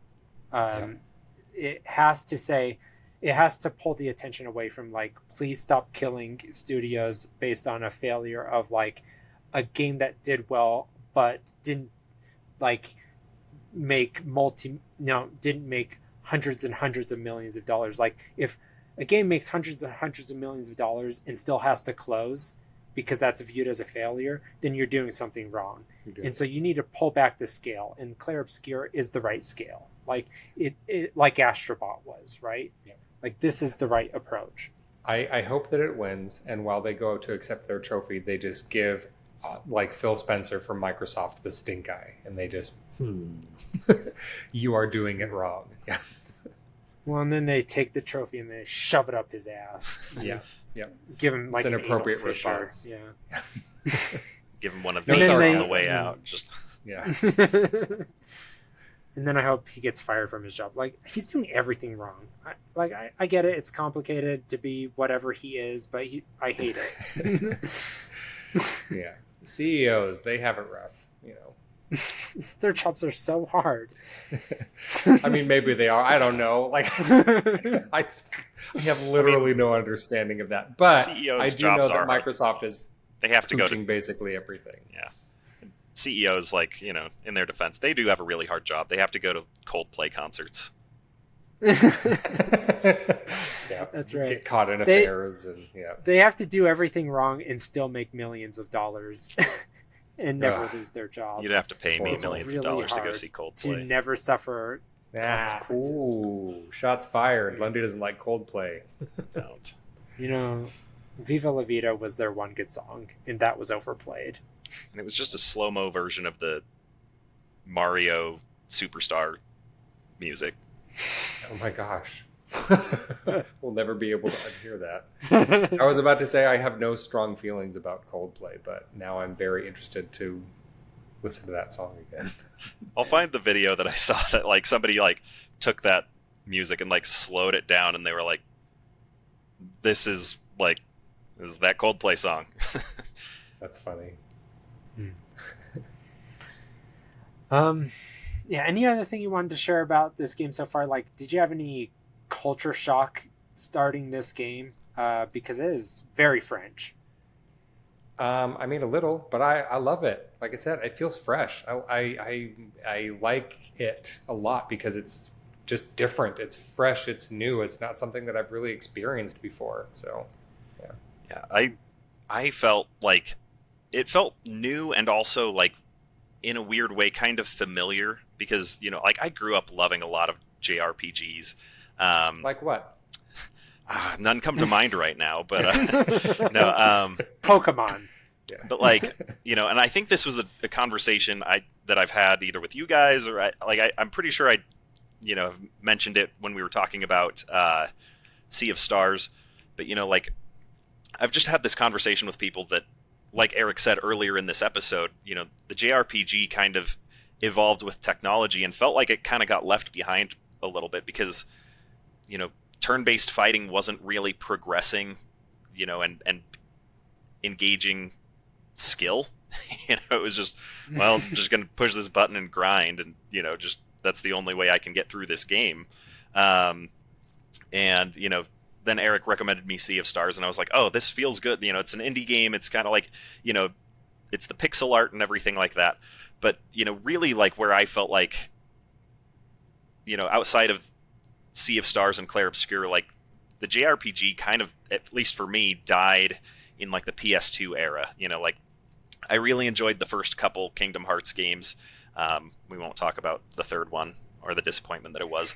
But why? I thought everybody loved the third Kingdom Hearts game. But like, Kingdom Hearts looked at first like it was going to be the next step on how the JRPG would, because it abandoned turn-based combat, and it was just you control that one character and you run around and fight, and you've got 2 CPU-controlled party members that fight with you.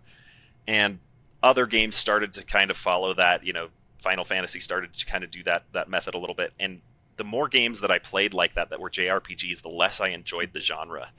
And just felt like it was really missing so much of what like it, to me, it started to feel like, you can't have a JRPG without the turn-based combat, but there wasn't a way to make turn-based combat modern. And, like I said, Eric recommended me Sea of Stars, and I was like, okay, yeah, like this is, I really liked it. It still kind of felt retro because, it's an indie game, but like it was a lot more fresh than a lot of the old JRPGs that I love. And then Clair Obscur came out, and it was exactly what Eric had said, where this is the evolution of what it should have become, where, it is the old school feel with the modern sensibilities. It engages skill. You have to be able to, like, push the buttons at the right time. It's, all of that, the dodging, the parrying, even getting the little bonuses on your skills and things like that. It involves skill so that you don't have to grind. But you can grind if you want to, you can go explore and do all of these other things. It just, to me, it was a breath of fresh air, and it felt like coming back to a genre that I used to love and haven't been able to play for so many years because nobody's been able to do it. Yep. And as a very quick aside, Lundy mentioned it a few times. I'm just going to shamelessly plug. If you like Clair Obscur, if you think this is a great game, play Sea of Stars. Sea of Stars is, and I've given this a lot of thought, and I don't say it lightly, it is my favorite JRPG. I like it better than Final Fantasy VII. I like it better than Clair Obscur so far. It's pretty close. But like Sea of Stars, if you like this kind of game where it's like a modern evolution of what you feel like JRPGs should be, Sea of Stars is right up your alley. As a matter of fact, if you like this game, you've probably already played Sea of Stars. But if you haven't, go do it. It's great. Agreed. What I love about this game as far as an RPG goes is that there was no grind, especially if you lack skill. It's just like, I wanted to experience the story, and if that's what you want, you can go straight from beginning to end without detouring to grind. And I loved that experience. So it just didn't feel like they were precious about forcing you to enjoy the nitty-grittiness of farming, all that nonsense. Also, I think my very favorite thing about this game is that it's a cultural export like Black Myth Wukong was, because we have seen all these like American and Western stories told 1,000 times. I can still enjoy them. They're still amazing, but they're repackaged. They have a lot of the same tropes, the same morals, the same stories, and the same types of characters.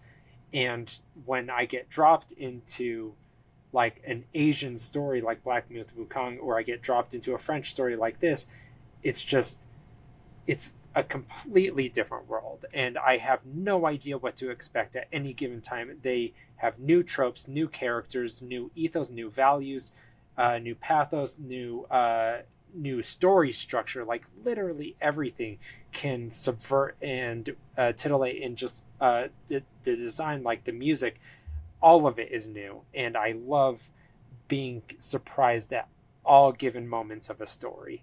And it still has the sensibilities of any given narrative that I can enjoy from. So like there's still a structure that I understand from my perspective of like Western story structure, but like it's completely novel and exciting. So that's what I need more of. I need more people to, like, we're getting a lot of people from like Poland writing stories for America, but we need them to just write Polish stories, and we need Germans to write German stories.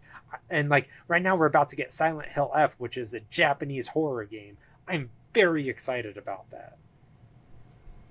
It's just a fun way to experience other cultures, is when people from these places infuse their culture into the works of art that they're creating.